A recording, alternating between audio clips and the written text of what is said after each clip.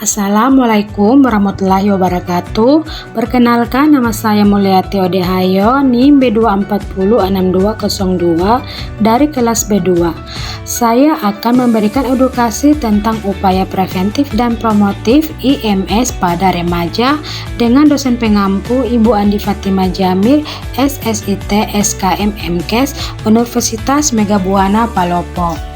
Perlu kita ketahui, remaja merupakan generasi emas dan penerus bangsa sebagai aset yang berharga. Negara memerlukan generasi muda yang sehat tumbuh berkembang menjadi manusia dewasa yang sehat. Orang yang sehat akan memiliki banyak peluang dalam kehidupan dibanding dengan orang yang sakit.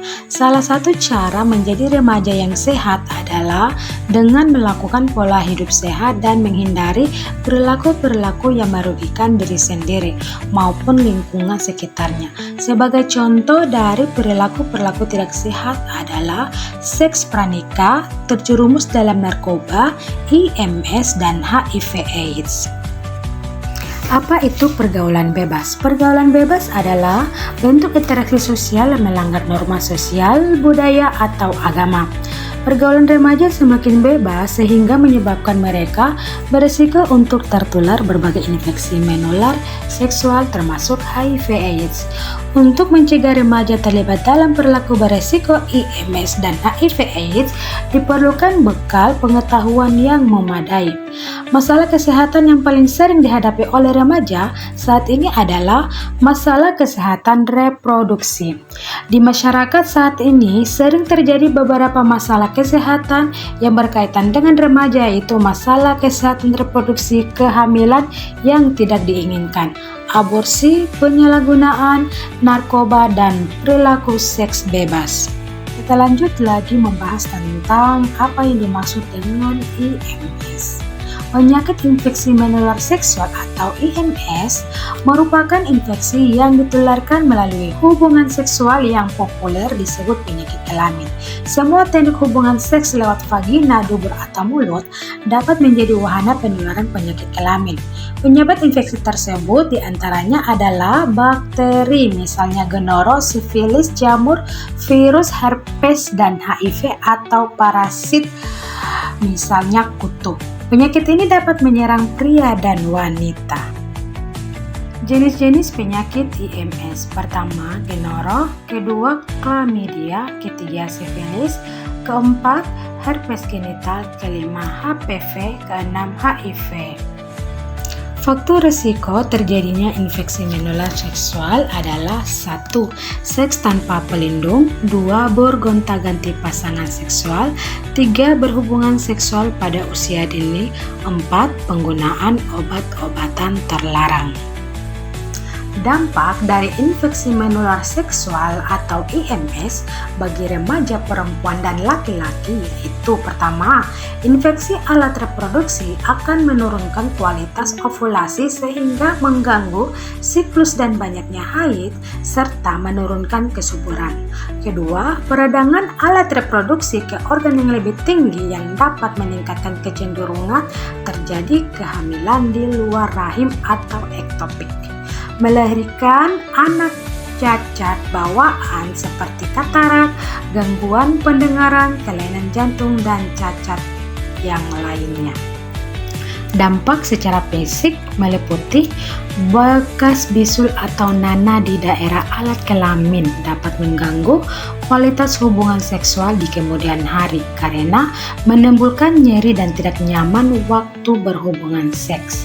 Nyeri waktu BAK atau disuria karena peradangan mengenai saluran kemih, gejala neurologi atau gangguan saraf atau stadium lanjut sifilis, kemandulan dikarenakan kelengketan saluran reproduksi dan gangguan reproduksi sperma pada laki-laki. Dampak secara psikologisnya yaitu meliputi malu dan takut sehingga tidak mau berobat yang akan memperberat penyakit atau bahkan akan mengobati dengan jenis dan dosis yang tidak tepat, justru memperberat penyakit dan terjadi resistensi obat. Gangguan hubungan seks setelah menikah karena takut tertular atau takut menularkan penyakit pada pasangannya. Pencegahan penyakit infeksi menular atau IMS pada remaja perempuan dan laki-laki. Pertama, menghindari bergonta-ganti pasangan. Kedua, menghindari seks bebas. Ketiga, menghindari berhubungan seksual dengan orang yang terinfeksi. Keempat, membatasi konsumsi minuman beralkohol. Kelima, melakukan vaksinasi. Dan keenam, menghindari pemakaian narkoba khususnya yang menggunakan suntikan. Upaya preventif dan promotif pada remaja. Upaya promotif adalah upaya promosi kesehatan yang ditunjukkan untuk meningkatkan status atau derajat kesehatan yang optimal. Sasarannya adalah kelompok orang sehat. Tujuannya untuk mengupayakan promotif agar masyarakat mampu meningkatkan kesehatannya. Kelompok orang sehat meningkat dan kelompok orang sakit menurun. Upaya preventif adalah upaya promosi kesehatan untuk mencegah terjadinya penyakit. Sasarannya adalah kelompok orang risiko tinggi. Tujuannya untuk mencegah kelompok risiko tinggi agar tidak jatuh atau menjadi sakit atau primary preventif.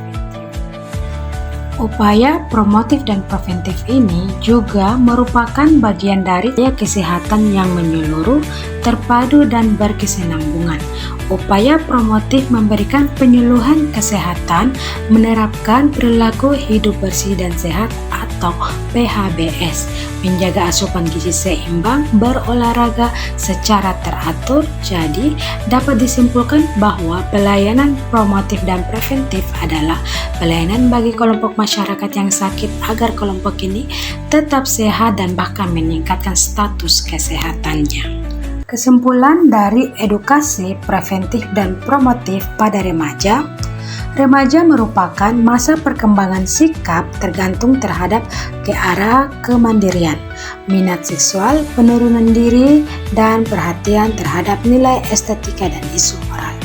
Orang tua diharapkan memberikan pendampingan terhadap para remaja putri di dalam melewati fase remaja, memberikan pendidikan dan penguasaan dalam pergaulan remaja putri.